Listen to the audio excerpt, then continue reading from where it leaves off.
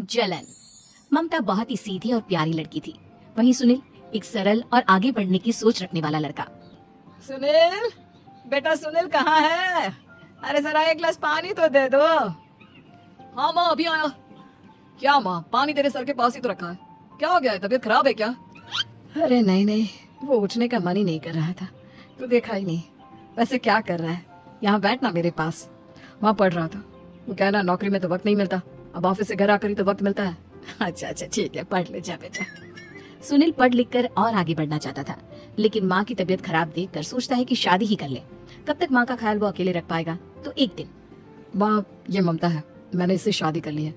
तुम्हारी तबीयत भी ठीक नहीं रहती, तो मैंने सोचा शादी कर लेता हूँ। घर संभालने वाली और तुम्हें संभालने वाली कोई आ जाएगी तो अच्छा रहेगा।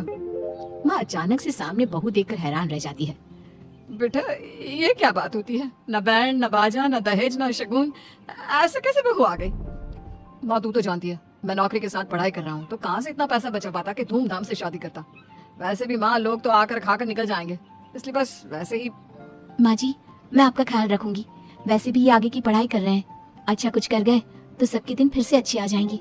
सास को ममता की बात ठीक तो लगती है, लेकिन मन में कहीं ना कहीं लगता है कि कहीं बहू बेटी को लेकर फुर्र ना हो जाए और फिर तो वो रह जाएगी अकेली। बेटा देख, मेरा जो कुछ भी है वो सुनील ही है, और सुनील का भी अब इस दुनिया में मैं ही हूँ और कोई नहीं। क्या सुनील? बिल्कुल माँ, लेकिन आज से ममता भी मेरे जीवन का अहम हिस्सा है, जैसे तू है। सास को बड़ा बुरा लगता है कि उसकी सल्तनत में कोई और हिस्सेदार कैसे हो सकता है, कैसे कोई और उसके 30 साल की बेटे की जिंदगी में अचानक से आकर बराबर का हिस्सेदार बन सकता है। देख बहू, मैं भले थोड़ा बीमार रहती हूँ, लेकिन इसका मतलब यह नहीं कि घर की चीजों में मेरा कंट्रोल खत्म हो गया है। मैं आज भी इस घर की रानी हूँ, समझी? बेटा सोचता है कि ये माँ को अचानक से क्या हो गया।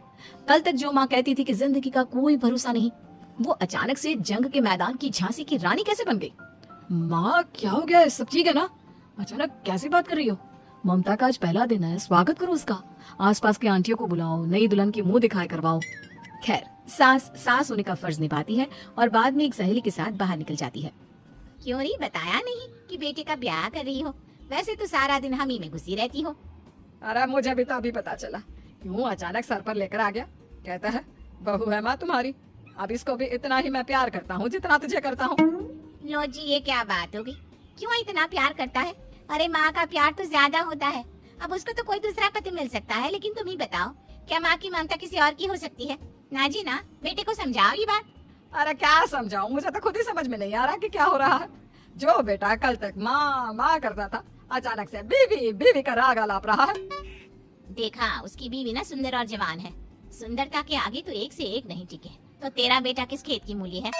सास को भी समझ में आ जाता है कि बहू की सुंदरता के आगे माँ का प्यार किसी काम का नहीं। उधर बीवी, ए जी अम्मा जी सहेलियों को छोड़ने गई थी, अभी तक आई नहीं, हम देख आए क्या? अरे रहने दो ना, आ जाएंगी। कहाँ जाएंगी, उनकी आदत है, एक बार जाती है तो पूरी पंचायत खत्म करके ही आती है। अच्छा ही है, खाना वाना खा कर गई होगी। छोड़ो ना, घूमेगी तो खाना पचेगा, नहीं तो ऐसे ही खाट पकड़ लेगी। बहू भी शांत हो जाती है। उधर सास सोचती है कि आज थोड़ा देर से ही घर जाती हूँ, जब बेटा परेशान होकर ढूंढेगा तब मजा आएगा। बीवी को खुद ही पता चल जाएगा कि माँ के आगे उसकी दाल नहीं गलेगी। लेकिन वहीं दूसरी ओर घर पर, ए जी माँ जी अभी भी नहीं आई, हमको तो घबराहट हो रही है कि क्या करें, जाकर पता करें किसी के घर। अच्छा कहाँ जाओगी ये भी बता दो। पहला दिन है तुम्हारा इस घर में और एक ही दिन में मोहल्ला छानोगी क्या? हाँ तो आप भी तो नहीं जा रहे हैं ना, हमको फिक्र हो रही है। अरे यार ये रोज का है अम्मा का, खाओ और सो जाओ। बस फिर क्या था, बेटा बहू खाना खाते हैं और कमरे में सोने चले जाते हैं। उधर जब सास को कोई देखने नहीं आता तो वो हार कर घर आ जाती है, जहाँ वो देखती है कि सारे घर की लाइट्स बंद है। सास को गुस्सा आता है, बहू, ममता बहू कहाँ हो? लेकिन सारे दिन की थकी बहू को ऐसी नींद आती है जैसे किसी ने भांग की गोली खिला दी हो। वो तो नहीं उठती, उठकर आ जाता है बेटा। क्या बात है अम्मा, काहे चिल्ला रही हो? अरे सो जाओ ना, सुबह की थकी है बहू, वो सो रही है, जोर से बोलोगी तो नींद खुल जाएगी उसकी। माँ को गुस्सा आ जाता है। फिलहाल तो सो जाती है, लेकिन मन ही मन ढेर सारा जहर बहू के लिए भरा होता है। सुबह बहू चाय बना रही होती है कि सास धीरे से गैस तेज कर देती है, जिससे चाय का बर्तन जल जाता है। और जैसे ही बहू चाय का बर्तन उठाती है उसका हाथ जल जाता है। मेरा हाथ जल गया। वो जोर जोर से चिल्लाकर इधर उधर भागती है कि सास थोड़ी देर में उसके हाथ में पानी डाल देती है। हाय रे बहू, क्या कर रही हो? पहली बार रसोई छुई हो क्या? सासू माँ गलती से गैस तेज रह गई थी और बर्तन जल गया, जिससे मेरा हाथ जल गया। हाय रे, कितना गंदा दाग, छी छी छी छी, मुझे तो उल्टी आ रही है। तेरा गला हुआ मांस देखकर। तू ना मुझे अभी साथ से खाना मत लगाना। बहू भी खुद का हाथ देखती है तो उसे भी रोना आ जाता है। कुछ दिनों के बाद सास की सहेली आती है, बहू चाय बनाकर लाती है। उसके जाने के बाद सहेली कहती है, बहू की सुंदरता ऐसी है कि कोई भी दीवाना हो जाए। वैसे तेरे बेटे का क्या हाल है? अरे वैसा ही है, बहू के पीछे लट्टू। क्या करूं, कुछ समझ में नहीं आ रहा। मैंने तो बहू के चेहरे पर दिवाली के पटाखे की चक्री फाड़ी, उसका पूरा चेहरा जल गया। अब देखो ना रही सुंदरता, और ना ही अब मेरा बेटा उसे पूछता है। अरे अब तो वो उसे छोड़कर दूसरे भी देखने को बोल गया है मुझे। बहू सारी बात सुन रही होती है। आंटी एक बात बताइए, क्या भरोसा है कि दूसरी सही आए और आपके अनुसार रहे? देखिए आंटी, मेरी सासू माँ को गलत बात सिखाने की जरूरत नहीं है। हमारा परिवार साथ में खुशी से रह रहा है। देख बहू, मेरी सहेली की बेइज्जती ना कर, वही अच्छा रहेगा तेरे लिए, समझी? बहू नहीं मानती है। वो बार बार उनकी सहेली को घर से निकल जाने को कहती है। तभी सास की सहेली पास के चूल्हे से लकड़ी लाकर बहू के चेहरे पर लगा देती है। बहू जोर जोर से रोने लगती है। अरे ये क्या कर दिया? मैंने कहा किया, ये तो तूने किया। तू ही नहीं चाहती थी कि बहू बेटे के साथ रहे, भला मैं क्यों करूंगी? मैं तो चली, निपटो अब। बहू रो रही होती है, दर्द से चिल्ला रही होती है, लेकिन सास उसे डॉक्टर के पास नहीं ले जाती। तभी पति आता है। क्या हो गया ममता? ये दाग कैसे लगा? तुम कैसे जली? ममता कुछ नहीं कहती, बस दर्द से करा रही होती है। पति माँ की तरफ देखता है। हो ना हो माँ, ये पक्का आपका काम है। आप ही ममता से जला करती थी ना।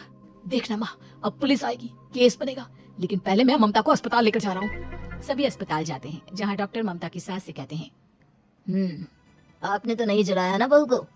अब ममता की सास के तो पसीने छूट रहे होते हैं। वो घबरा कर कहती है, ना ना डॉक्टर साहब, कैसी बात करते हैं? हम क्यों जलाएंगे अपनी बहू को? डॉक्टर ममता के पति से पूछते हैं। देखिए, क्योंकि ये ससुराल में जली है तो मामला पुलिस का बनता है, तो आप पहले पुलिस को बुलाइए, तभी इलाज पूरा होगा।